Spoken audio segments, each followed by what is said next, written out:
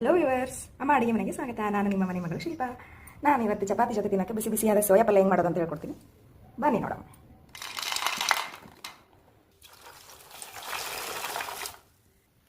ಮೊದಲಿಗೆ ಒಂದು 15 ನಿಮಿಷ ಸೋಯಾನ ನೀರಲ್ಲಿ ನೆನೆಸ್ಬೇಕು. ಈಗ ಒಂದು ಸ್ಟವ್ ಮೇಲೆ ಬಾಣಲೆ ಇಟ್ಟು ಬಿಸಿ ಮಾಡಬೇಕು. 2 ಟೇಬಲ್ ಸ್ಪೂನ್ ಎಣ್ಣೆ, ಅದಕ್ಕೆ ಸಣ್ಣದಾಗಿ ಹೆಚ್ಚಿಟ್ಕೊಂಡಿರೋ ಉಳ್ಳಾಗಡ್ಡಿ ಫ್ರೈ ಆದಮೇಲೆ 1 ಟೊಮೆಟೊ. ಸ್ಟವ್ ಲೋ ಫ್ಲೇಮಲ್ಲಿಟ್ಟು ಒಂದು ಮುಚ್ಚೋ. ಇದಕ್ಕೆ ಶೇಂಗಾ, ಮಿಕ್ಸಿ ಮಾಡ್ಕೊಂಡಿರೋ ಕೊಬ್ಬರಿ ಪುಡಿ, ಇದನ್ನು ಫ್ರೈ ಮಾಡ್ಕೋಬೇಕು. ಚಿಟಿಕೆ ಅರಿಶಿಣ, ನಿಮ್ಮ ರುಚಿಗೆ ತಕ್ಕಷ್ಟು ಖಾರ, ನಿಮ್ಮ ರುಚಿಗೆ ತಕ್ಕಷ್ಟು ಉಪ್ಪು, ಇದನ್ನೆಲ್ಲ ಫ್ರೈ ಮಾಡಬೇಕು.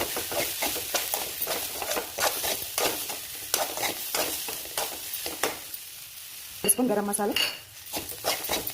ಸ್ಟವ್ ಲೋ ಫ್ಲೇಮಲ್ಲಿಟ್ಟು ಸ್ವಲ್ಪ ಫ್ರೈ ಆಗೋದು ಬಿಡಬೇಕು. 2 ನಿಮಿಷ ಇದಕ್ಕೆ ಫ್ರೈ ಆಗಿದೆ ನೋಡೋಣ. ಇದಕ್ಕೊಂದಿಷ್ಟು ಹಸಿ ಕೊತ್ತಂಬರಿ.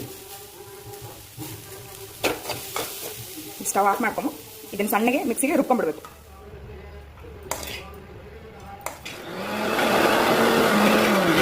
ಸೋಯಾನ ಹಿಂಡಿ ತೆಕ್ಕೋಬೇಕು. ಇದನ್ನು ಈಗ ಸ್ಟವ್ ಮೇಲಿಟ್ಟು ಸ್ವಲ್ಪ ಎಣ್ಣೆ ಹಾಕಿ ಫ್ರೈ ಮಾಡಬೇಕು. ಇಲ್ಲಿಗೆ 2 ಟೇಬಲ್ ಸ್ಪೂನ್ ಎಣ್ಣೆ, ಜೀರಿಗೆ, ಸಾಸಿವೆ, ಹಸಿಮೆಣಸಿನಕಾಯಿ,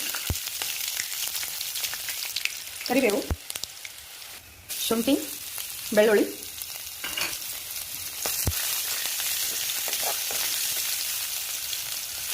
ಇಷ್ಟು ಫ್ರೈ ಆದಮೇಲೆ ರುಬ್ಬಿಟ್ಕೊಂಡಿರೋ ಮಸಾಲೆ ಹಾಕಬೇಕು.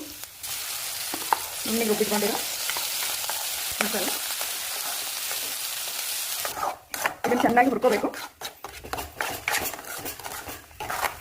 ಮುಚ್ಚಿ ಒಂದು 5 ನಿಮಿಷ ಬಿಡಬೇಕು. ಇದು ನೋಡೋಣ ಫ್ರೈ ಆಗಿದೆ ಇವಾಗ. ಈಗ ಇದಕ್ಕೀಗ ಸಣ್ಣದಾಗಿ ಹೆಚ್ಕೊಂಡಿರೋ ಸೋಯಾ, ಕೊತ್ತಂಬರಿ,